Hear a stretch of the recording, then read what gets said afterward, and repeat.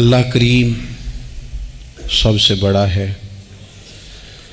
نبی اکرم نور مجسم صلی اللہ تعالیٰ علیہ وسلم اللہ کے محبوب مطلق ہیں۔ ہم اللہ کے بندے ہیں اور رسول کائنات کے غلام ہیں صلی اللہ علیہ وسلم۔ ہمارا ایک بہت بڑا تعارف ہے، عباد الرحمن کہا ہے اللہ تعالیٰ نے اپنے بندوں کو۔ ہمیں کہا ہے کہ تم بہترین امت ہو۔ اللہ کریم نے اعزازات سے نوازا ہے۔ جن لوگوں کے پاس اتنی بڑی نسبتیں ہوں، اتنے بڑے حوالے ہوں، اتنی بڑی طاقتیں ہوں، ان کے پاس ظاہری طور پر اگر لوگوں کا جتھا نہ بھی ہو اور ظاہری طور پر اگر مال و اسباب وقتی طور پر نہ بھی ہوں، اقتدار، عہدہ اور بڑے لمبے چوڑے نعرے ان کے پیچھے نہ بھی لگ رہے ہوں، تو یہ بہت بڑا تعارف نہیں کہ اللہ کے بندے ہیں اور رسول کریم کے غلام ہیں؟ اور کیا یہ تعارف جینے کے لیے، زندہ رہنے کے لیے اور گردن اٹھا کر جینے کے لیے بہت بڑا تعارف نہیں؟ باوجود اتنے بڑے تعارف کے اگر کوئی بندہ کمزور باتیں کرے، کچی پکی گفتگو کرے اور وہ اپنے آپ کو بار بار مظلوم ثابت کرنے کی کوشش کرے، وہ بار بار اپنے زخم دکھائے تاکہ وہ قابل رحم قرار پائے، تو یہ باتیں ایک مومن کو، ایک مسلمان کو، اللہ کے ایک بندے کو ذرا زیبا نہیں دیتی، ذرا اچھا نہیں لگتا۔ مسلمان اعصابی طور پر، ذہنی طور پر، نفسیاتی طور پر ایک طاقتور قوم ہے۔ مسلمان وہ قوم ہے جو مرعوب نہیں ہوتی، یہ روب دکھاتی ہے، روب۔ ہم وہ لوگ ہیں کہ جن کے اکابرین سوئے بھی ہوتے تھے، نہ سوئے ہوتے تھے حضرت عمر، لیکن ان کو سوئے ہوئے دیکھ کر بھی لوگ کانپا کرتے تھے، اس لیے کہ شیر تو شیر ہی ہوتا ہے نا، وہ سویا ہو تو پھر بھی شیر ہی۔ تو میں کچھ عرصے سے اس کمی کو بڑی شدت سے محسوس کرتا ہوں کہ لوگ، یعنی کوئی شخص بھی ملتا ہے تو وہ اس لہجے میں بات کرتا ہے کہ اسے مظلوم مان لیا جائے، قابل رحم مان لیا جائے، اس کی مدد کی جائے، اس پر توجہ کی جائے۔ یہ مسلمان کی شان نہیں۔ آپ سورہ بقرہ پڑھیں گے تو قرآن مجید اصحاب صفہ کی شان بیان کرتا ہے کہ انہیں بڑی حاجت ہے، بڑے ضرورت مند ہیں۔ وہ لوگ تھے جو کئی دنوں تک روٹی نہیں کھاتے تھے، لیکن رب فرماتا ہے کہ میرے محبوب کے مدرسے کے ان طالب علموں کو جو دیکھے گا اسے محسوس ہوگا کہ یہ تو بڑے امیر لوگ ہیں۔ کیوں محسوس ہوگا؟ لا یسألون الناس الحافا، یہ لوگوں سے لپٹ کر سوال نہیں کرتے، کشکول طلب نہیں دراز کرتے، یہ اپنے پردے کو قائم رکھتے ہیں۔ خودداری، عزت نفس، وقار، خودی ہمارے ہاں تیزی سے ان چیزوں کا آج جو ہے وہ یوں محسوس ہوتا جیسے قحط ہو گیا ہے۔ الا ماشاءاللہ، آپ کے زخم دکھانے سے کوئی بھی آپ کا زخم نہیں بھرے گا، بلکہ میں نے تو یہ دیکھا ہے اپنی زندگی میں کہ اچھا بھلے تعلقات چل رہے ہوتے ہیں، آپ کو ذرا ضرورت پڑ جائے تو سامنے والا آنکھیں پھیر لیتا ہے، اسی وقت اس کا ماحول اور اس کے حالات خراب ہو جاتے ہیں۔ اس لیے اپنا سارا بھروسہ، اپنی ساری توجہ، اپنی سوچوں کا مکمل مدار صرف اللہ رسول کی ذات کو بنائیں، اور اس انداز میں بنائیں کہ کون دیتا ہے دینے کو تو چاہیے، دینے والا ہے سچا ہمارا نبی۔ اور یہ ذہن بنائیں زندگی میں کہ رب رسول کی بارگاہ سے 2 قطرے بھی مل گئے تو دنیا بھی بن جائے گی، آخرت بھی بن جائے گی۔ اس لیے ادھر ادھر دیکھنا تھوڑا کم کریں۔ اور بالخصوص آج اپیل کروں گا، استاد اپنے شاگردوں کو، پیر اپنے مریدوں کو، باپ اپنی اولاد کو بڑی بڑی باتوں کا سبق پڑھائے، بڑی بڑی باتوں کا۔ اقبال نے شکوہ کیا ہے، اقبال کہنے لگے شکایت ہے مجھے یا رب خدا بندان مکتب سے، یہ جو انہیں کہتے ہیں کہ جناب پڑھ جاؤ گے تو روٹی اچھی ملے گی، یہ انہیں کہتے ہیں پڑھ جاؤ گے تو کار میں بیٹھو گے، پڑھ جاؤ گے تو کوٹھی بنا لو گے، یہ کیا سبق پڑھا رہے ہیں بھلا؟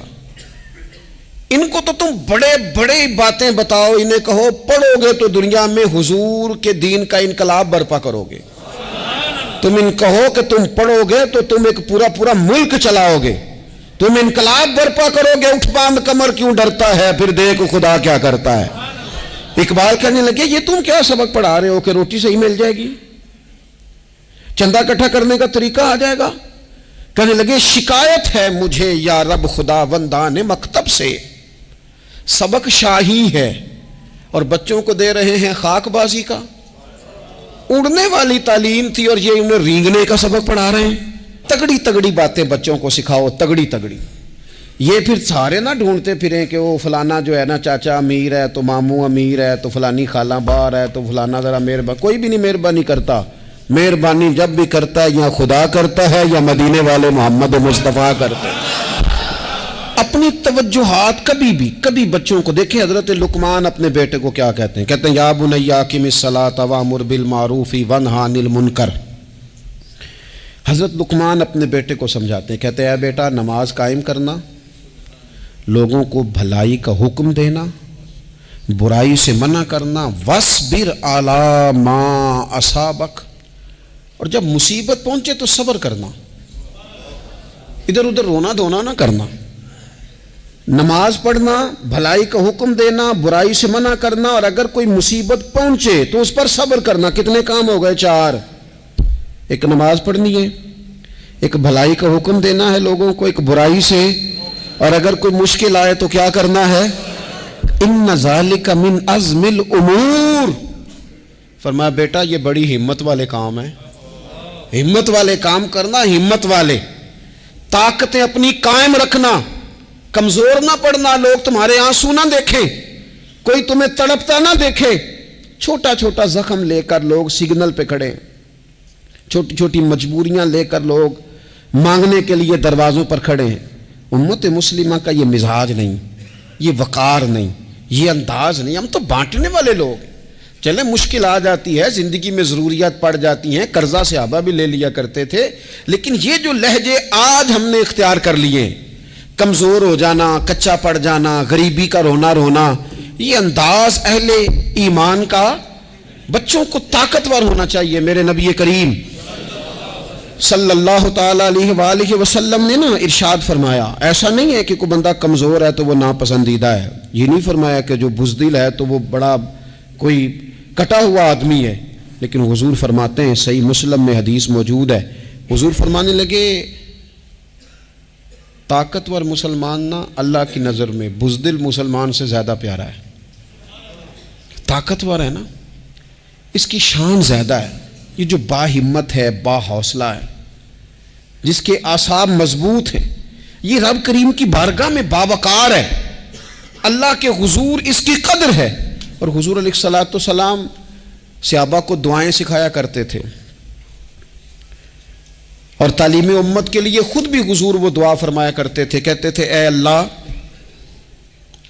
بزدلی سے بچا، کنجوسی سے بچا، اے اللہ اس بڑھاپے سے بچا جو انسان کو بڑا پریشان کر دے۔ حضور دعائیں مانگا کرتے تھے۔ دیکھیں بیمار انسان ہو جاتا ہے، اگر وہ سوچے نا رب کی طرف سے ہے تو پھر بیماری کا لوگ بڑا مزہ لیتے ہیں، کیونکہ جب بندہ بیمار ہوتا ہے تو نفسانی خواہشات ساری ختم ہو جاتی ہیں۔ اور میں اکثر دوستوں سے کہتا ہوں کہ بعض چیزیں ایسی ہیں جو وجد میں لے آتی ہیں بندے کو، اگر وہ غور کرے تو۔ آپ یہ حدیث پاک سنیں، حضور علیہ السلام نے فرمایا بیمار کے ساتھ ضد نہ کرو کہ ضرور کھا، ضد نہ کرو، اس لیے کہ اللہ اسے کھلا بھی دیتا ہے، پلا بھی دیتا ہے۔ اب جب کسی کو پتہ چلے کہ میں بیمار ہوں تو رب مجھے کھلا پلا رہا ہے تو مجھے بتائیے بیماری کتنی پیاری لگے گی، بیماری میں کتنا سرور آئے گا۔ پھر تو انسان ہمیشہ چاہے گا کہ مجھے وہ چیزیں ملیں جو مجھے اللہ تبارک و تعالیٰ کی بارگاہ کے قریب کر دیں۔ دوسری بات یہ ہے کہ میدان میں جب انسان اترتا ہے نا تو اسے ایک بات اپنے ذہن میں رکھنی چاہیے کہ جیت اور ہار یہ اللہ تعالیٰ کے دست قدرت میں ہے، لیکن جب وہ لڑے تو جیتنے کے لیے لڑے۔ ہمارے ہاں نا بہت سارے لوگ لڑنے سے پہلے ہی ہارے ہوئے ہوتے ہیں، میدان میں نکلنے سے پہلے ہی وہ کمزور باتیں کر رہے ہوتے ہیں، ابھی سفر شروع نہیں ہوتا وہ کہہ دیتے ہیں نہیں جناب آپ کی بات تو ٹھیک ہے پر کیسے ہوگا، کیوں کر ہوگا، لوگ تو آج کل چلتے ہی نہیں، بڑے مسئلے خراب ہیں۔ اور پھر کچھ لوگ ایسے ہیں جن کی باتیں سن کر بندے بیک گیئر لگا لیتے ہیں، اور میں نے دیکھا باتیں کرنے والے وہیں رہتے ہیں اور کام کرنے والے کہاں سے کہاں چلے جاتے ہیں۔ یہ یقینی نہیں کہ جیتیں گے، لیکن جب میدان میں اترے نا تو پھر ہمیشہ جیتنے کے لیے اتریں۔ کوشش کریں کہ میں نے اس انداز میں نکلنا ہے کہ میں نے نہ جیتنا ہے۔ حضرت مولا علی شیر خدا کرم اللہ تعالی وجہ الکریم سے کسی بندے نے پوچھا حضور آپ ہر میدان میں کامیاب کیوں رہتے ہیں؟ فرمانے لگے جیت ہار تو رب کریم کے دستے قدرت میں ہے، لیکن جب میں اترتا ہوں نا میدان میں تو میں دشمن دیکھ کے پہلے ہی فیصلہ کر لیتا ہوں کہ میں نے اس کے پیٹ میں خنجر مارنا ہے کہ گلے پہ، میں جیتنے کے لیے میدان میں اترتا ہوں۔ تو آپ دیکھ لینا دیواریں ہلتی رہتی ہیں اور در کانپ جاتا ہے، علی کا نام سن کر اب بھی خیبر کانپ جاتا ہے۔ کیوں کہ کہتے ہیں میں ذہن بنا لیتا ہوں کہ میں اسے کاٹ کے لاؤں گا، میں ڈرتا اور سہمتا ہوا میدان میں نہیں اترتا۔ ذہن ہوتا ہے کہ آج لڑوں گا تو جیتوں گا، آج میں دیکھیں میں کیا کرتا ہوں۔ حوصلہ نہیں پیدا کر پا رہے بچوں میں، کچھ بچے بھی اللہ خیر کرے عزم و ہمت والے لوگوں کے پاس بیٹھتے نہیں، اور دوسرا ہم اپنے بچوں کا کسی کو آئیڈیل بھی نہیں بننے دیتے۔ بچے کسی کا نام لیتے ہیں تو ہم کہتے ہیں پتر چھاڑ پر آؤ، یہ دور ہی نہیں ہے۔ ہم کوئی ایسا ذوق، کوئی مزاج، کوئی طبیعت پیدا ہی نہیں ہونے دیتے۔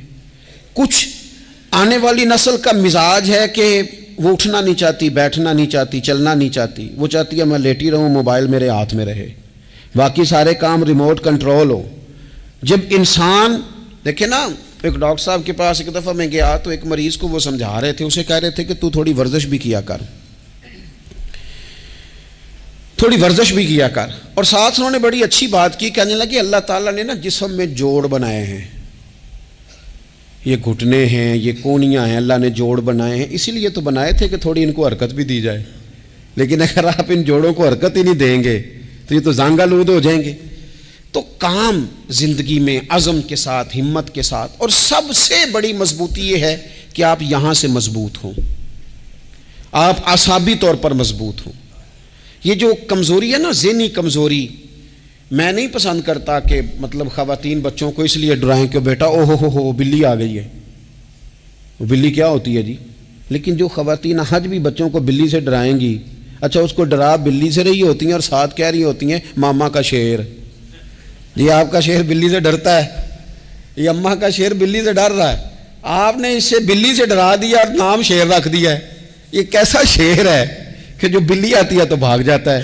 یہ ماحول مطلب متضاد ہے۔ یہ کاکروچ دیکھ کر چیخیں مارنا نا، یہ برگر فیملی ہونے کی علامت ہے۔ چھپکلی دیکھ کر نا چیخیں مارنا، یہ امیر گھروں کی علامت ہے، پڑھے لکھے لوگوں کی علامت۔ یہ کیا مذاق ہے؟ جو قوم چھپکلی سے ڈرتی ہے، کاکروچ سے ڈرتی ہے، اور جو لوگ کہتے ہیں ہو یہ جناب یہ تو اندر میرے وہ آ گیا ٹوکا تو یہ کھا جائے گا، تو یہ قوم انقلاب برپا کرے گی، یہ میدانوں میں نکلے گی۔ بڑے خوبصورت انداز میں ویڈیو بنا کے تو اس کو شیئر کیا جاتا ہے کہ وہ جی قربانی والے دن بکرا ذبح ہو رہا تھا تو بچہ رو پڑا۔ کیا بات کرتے ہیں آپ؟ یہ جہاد کرے گا بچہ کل کو جو بکرے ذبح ہونے پہ روتا ہے؟ اعصابی مضبوطی ذہنی طور پر مضبوط کب ہوتی ہے؟ جب انسان اخلاقاً مضبوط ہوتا ہے، اس کی طبیعت وزادار ہوتی ہے، اس کا مزاج اسے مضبوط کرتا ہے۔ آپ ایک حدیث دیکھیں، ترمذی میں موجود ہے، حضور علیہ السلام نے فرمایا جب اللہ تعالیٰ نے زمین کو پیدا کیا تو زمین ہلنے لگی، تو اللہ نے پہاڑوں کو میخیں بنا کر، قلعے بنا کر زمین میں لگا دیا تو زمین ٹھہر گئی۔ فرشتے فوراً عرض گزار ہوئے کہ مالک تیری سب سے طاقتور مخلوق یہ پہاڑ ہیں؟ فرمایا نہیں، لوہا جو ہے نا وہ پہاڑوں سے بھی طاقتور ہے، کیونکہ لوہا پہاڑ کو کاٹ دیتا ہے۔ یا اللہ پھر لوہا سب سے طاقتور ہے؟ فرمایا نہیں، آگ اس سے بھی طاقتور ہے۔ کیا آگ سب سے طاقتور ہے؟ تو فرمایا نہیں، پانی بھی ہے۔ کیا پانی طاقتور ہے؟ فرمایا ہوا بھی ہے، جو پانی کا رخ پھیر دیتی ہے۔ مسلمانوں خدا را اس سے بڑا ذوق نہیں ملے گا۔ میں طاقتور ہونے کا طریقہ بتا رہا ہوں۔ ہمارے ہاں لوگ سمجھتے ہیں کہ میں بولتا زیادہ ہوں اس لیے میں طاقتور ہوں، میرے پاس اسلحہ زیادہ اس لیے میں یہ دیکھو حضور نے بتایا طاقتور کون ہوتا ہے۔ یا رسول اللہ پتھر پہاڑ طاقتور ہے؟ تو فرمایا نہیں، ان پر تو لوہا ہے، لوہا طاقتور ہے، نہیں اس پر تو آگ ہے، آگ طاقتور ہے، نہیں اس پر تو پانی ہے، پانی طاقتور، اس پر تو ہوا ہے۔ تو حضور پھر مہربانی کریں بتائیں طاقتور کون ہے؟ تو یہ دیکھو نا، یہ یاد رکھو نا، یہ کائنات کے سب سے بڑے حکمت والے محبوب کی بات یاد رکھو نا۔ حضور فرمانے لگے سب سے زیادہ طاقتور وہ مومن ہے جو سیدھے ہاتھ سے صدقہ دیتا ہے اور دوسرے کو پتہ بھی نہیں لگنے دیتا۔ اس ہاتھ سے صدقہ دیا اور اس ہاتھ کو پتہ، جس میں یہ اخلاقی طاقت آ جائے نا کہ اللہ کے راستے میں دیکھ کر پھر اسے چھپانا آ جائے، وہ بڑا طاقتور آدمی ہے۔ وہ میں یہ سب سے بڑا طاقتور ہے جس نے اپنے رب سے راز نیاز شروع کر لیے، اللہ کے راستے میں دیتا ہے پھر کسی کو خبر۔ یہ کون سی طاقت ہے؟ یہ روحانی طاقت ہے، یہ اخلاقی طاقت ہے، یہ کردار کی طاقت، یہ سوچوں کی طاقت ہے، یہ آپ کے مزاج کے بلند ہونے کی طاقت ہے۔ لیکن اگر مسجد میں ٹائلیں لگوا کر بھی ایک ٹائل پہ نام لکھوا لیا ہے، اگر کہیں تعاون کر کے بھی کہا میرا ذکر کرو، کوئی خدمت کر کے کہا میرا نام لو، پھر آپ کمزور ہیں، پھر آپ طاقتور نہیں ہیں، پھر آپ نے بزدلوں جیسا کام کیا، پھر آپ نے وہ رنگ اختیار کیا ہے جو شاید آپ کو ذہنی طور پر بڑی کوفت میں مبتلا کر دے۔ تو اعصابی طاقت، اعصابی قوت، آپ دیکھیں حضرت صدیق اکبر رضی اللہ تعالیٰ عنہ، حضور نے تربیت کی تھی نا، میں ذمہ داری سے کہتا ہوں کہ تعصب کی اینک نہ کسی نے پہنی ہو، ورنہ کائنات میں عشق کی داستان ختم ہو جاتی ہے جناب صدیق اکبر پر۔ جو پیار انہوں نے مدینے والے محبوب سے کیا ہے کوئی کر ہی نہیں سکتا۔ اور ہر وقت کی جدائی، ہر وقت کی، یعنی بیٹھے بیٹھے نا حضور کے وصال کے بعد بیٹھے بیٹھے حضرت صدیق اکبر اٹھ کے نا تو ایک رستے پہ چلنا شروع ہو گئے۔ کسی نے پوچھا ابو بکر کہاں جا رہے ہو؟ کہنے لگے یار ایک دن نا محبوب 2-3 دن کے لیے کہیں گئے تھے، اس رستے واپس آئے تھے، جنہاں دے دل بر جانی وچھڑن کون روے پھر تھوڑا، یہ سب روگاں دا روگ محمد جس دا نام وچھوڑا۔ پریشان ہوں تو دل کر رہا ہے پتہ نہیں یہاں سے آ نہ جائیں۔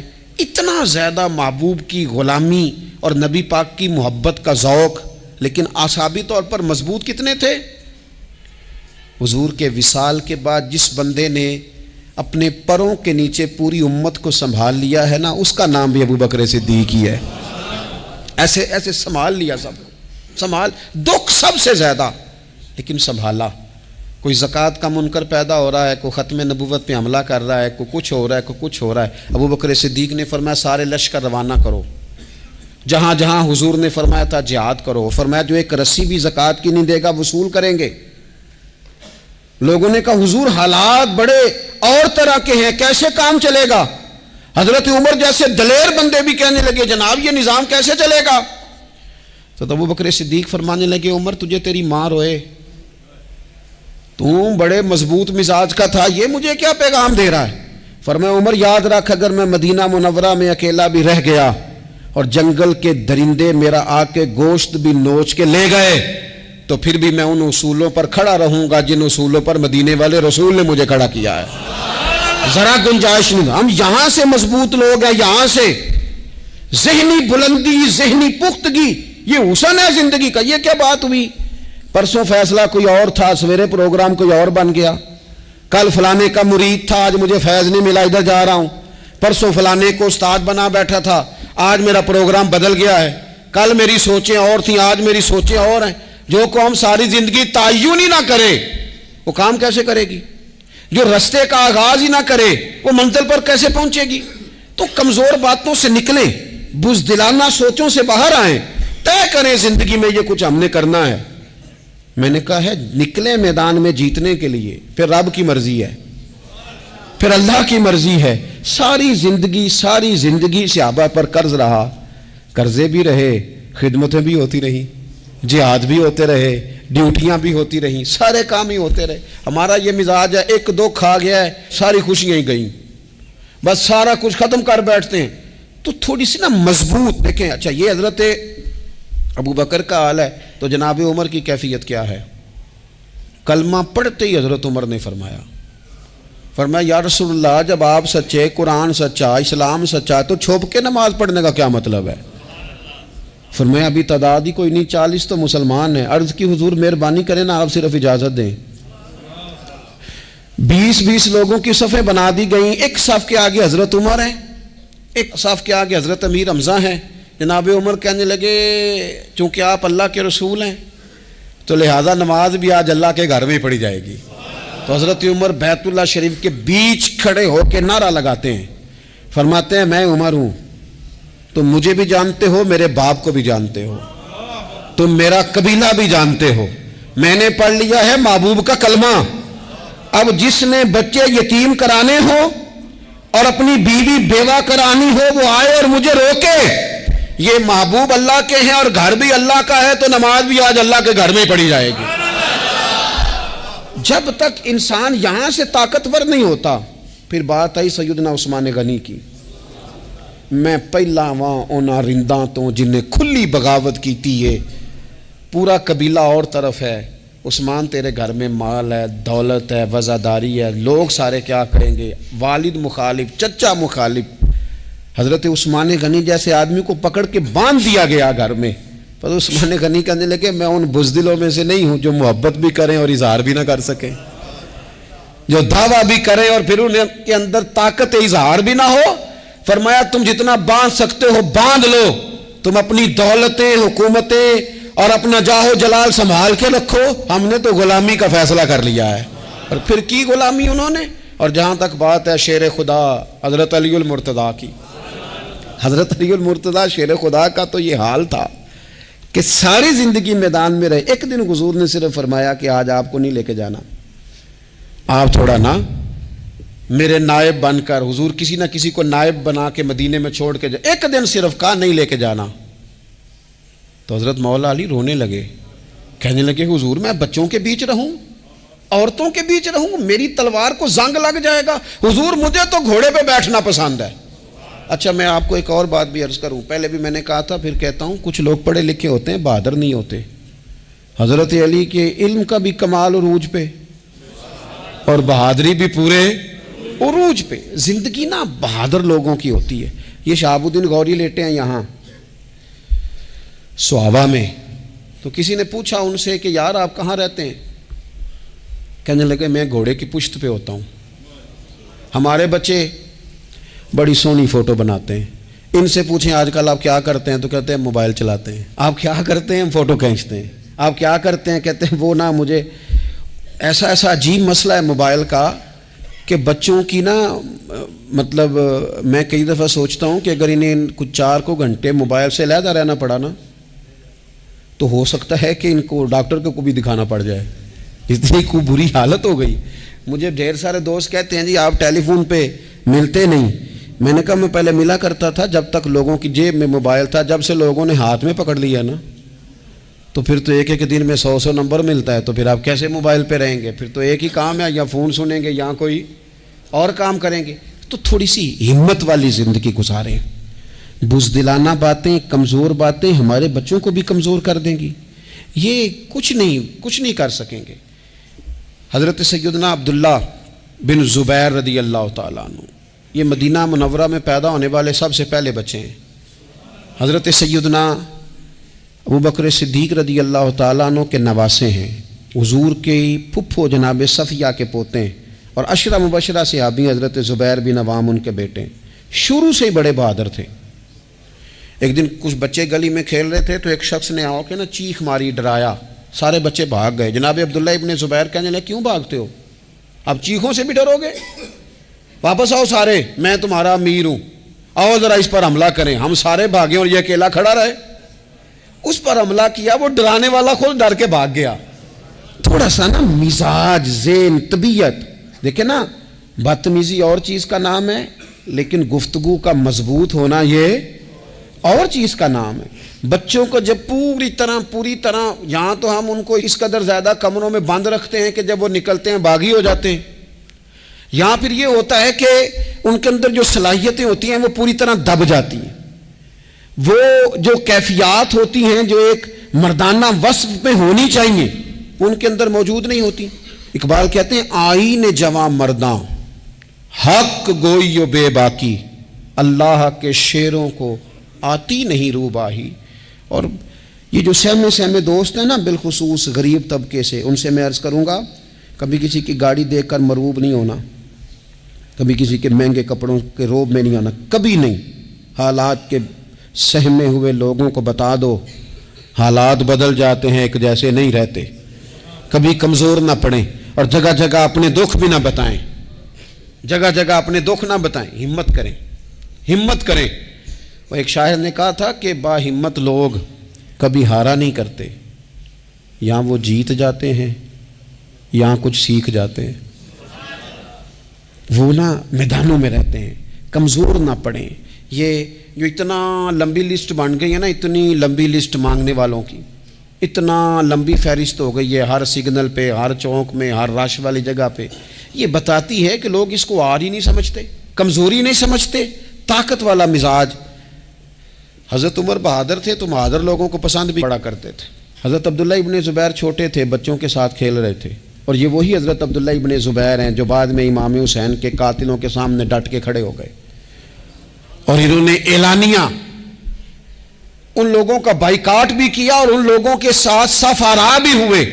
حضرت عبداللہ ابن زبیر اور فرماتے ہیں کہ میری ماں 90 سال سے زیادہ عمر تھی حضرت اسماء بنت ابی بکر کی. جب میں نے انہیں کہا نا اماں وقت آ گیا ہے شہادت کا، تو میری اماں مجھے کہنے لگی پتر میدان میں رہنا. میدان میں بکرے کو ذبح ہوتے وقت تکلیف ہوتی ہے، جب اس کی کھال اتاری جائے پھر کوئی تکلیف نہیں ہوتی. ایسے ہی کمزور نہ پڑنا. ہمارے ہاں تو لوگ کہتے ہیں نا پتر اندروں کنڈی لے لا ساڑی نہیں لڑائی. وہ جب ہمارے گھر آگ آئے گی پھر اسے ہم بند کریں گے، ابھی نہ تو بالکل باہر نہ نکلنا. کیسے قوم آگے بڑھے گی؟ جرتیں کیسے پیدا ہوں؟ اور جو کچھ کہہ نہیں سکتے وہ منوائیں گے کیسے؟ جو بات کرنے کی طاقت نہیں رکھتے وہ اپنا منوائیں گے کیسے؟ حضرت عبداللہ ابن زبیر رضی اللہ تعالیٰ عنہ اپنے دوستوں کے ساتھ گلی میں کھیل رہے تھے، جناب عمر فاروق آ گئے. اب حضرت عمر فاروق کا جلال تھا، بچے ان کو دیکھ کے دوڑ گئے. حضرت عبداللہ ابن زبیر کھڑے ہیں. حضرت عمر قریب آئے، کہنے لگے پتر آپ کیوں نہیں دوڑے؟ حضرت عبداللہ ابن زبیر چھوٹے سے ہیں، کہنے لگے جی کیوں میں دوڑتا، میں نے کوئی جرم کیا ہے؟ تو میں نے غلطی کی ہے، بھلا کیوں دوڑوں؟ آرام سے کھیل رہے ہیں اور نہ ہم نے کوئی رستہ بند کیا، جگہ ہے آپ نے گزرنا تو گزر جائیں. چاہیے تھا نا حضرت عمر ناراض ہوتے، پر جناب عمر نے ماتھا چوم لیا. کہنے لگے کیا بات ہے بیٹا، ان چیزوں پر ذرا قائم رہنا. کہنے لگے جرم کیے، کیا مطلب ہے اس بات کا کہ فلانا ہے تو دوڑ جائے؟ کیوں دوڑیں جی؟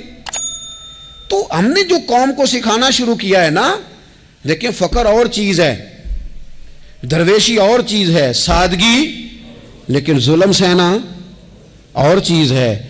دنیا میں قتیل اس سا منافق نہیں کوئی جو ظلم تو سہتا ہے بغاوت نہیں کرتا. اپنی زندگی میں عزم کو، ہمت کو، نظریے کو بلند کریں، مظلومانہ مزاج نہ پیدا کریں، بلا وجہ دکھ سنا کے اپنے آپ کو کمزور نہ کریں. یاد رکھیں اگر ہم اپنے دکھ کسی کو سنا رہے ہیں اور اپنے آپ کو بڑا غریب ثابت کر رہے ہیں تو ایسا نہ ہو کہ ہمارے بچے اس کا برا اثر لے جائیں. خودداری سے جینا سکھائیں، عزت نفس سکھائیں. ہر وقت گھر کے اندر، کلاس کے اندر، اپنے دوستوں کی جمعیت کے اندر کمزور باتیں نہ کریں، رو دھو کے وقت نہ گزاریں. رونے سے بھی رات گزر جاتی ہے، ہنسنے سے بھی رات گزر جاتی ہے، ناشکری سے بھی دن بیت جاتا ہے اور شکر سے بھی. لیکن بس بات اتنی ہے کہ شکر والوں کا ذرا صحیح بیت جاتا ہے، ہنسنے والوں کا ذرا صحیح بیت جاتا ہے. زندگی میں عزم کے ساتھ، ہمت کے ساتھ لوگ جس حال میں مرنے کی دعا کرتے ہیں، معاذ اللہ، لوگ جس حال میں مرنے کی دعا کرتے ہیں، ہم نے اس حال میں جینے کی قسم کھائی ہے. اللہ تعالی ہمیں سمجھنے کی توفیق عطا کرے. آخر دعوانا ان الحمدللہ رب العالمین.